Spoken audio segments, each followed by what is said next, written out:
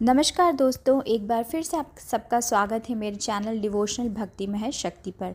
आज मैं आपको एक ऐसी हनुमान जी की कहानी सुनाने जा रही हूँ जो सत्य तो है ही, पर उसे अगर हम अपने जीवन में थोड़ा बहुत भी उतार लें तो हमारी कामयाबी के बीच कोई नहीं आ सकता और हमें कामयाब होने से कोई नहीं रोक सकता।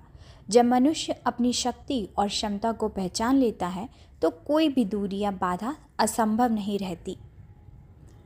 हनुमान जी की ही तरह हमें भी आत्मविश्वास और सही गणना और बुद्धि का प्रयोग करना आना चाहिए।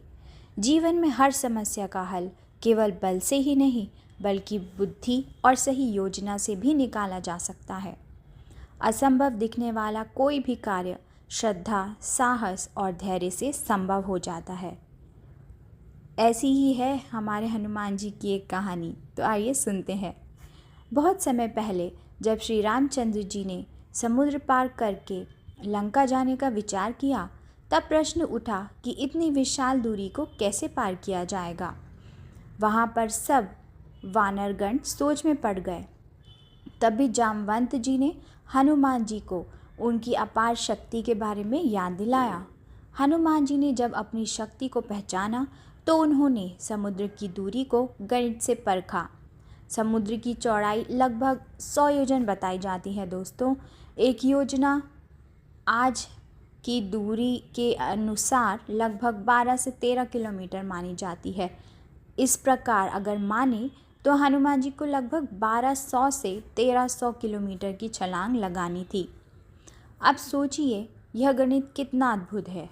अगर कोई मनुष्य एक छलांग में केवल 2 किलोमीटर कूद सकता है तो हनुमान जी को उससे 6,50,000 गुना अधिक छलांग लगानी थी।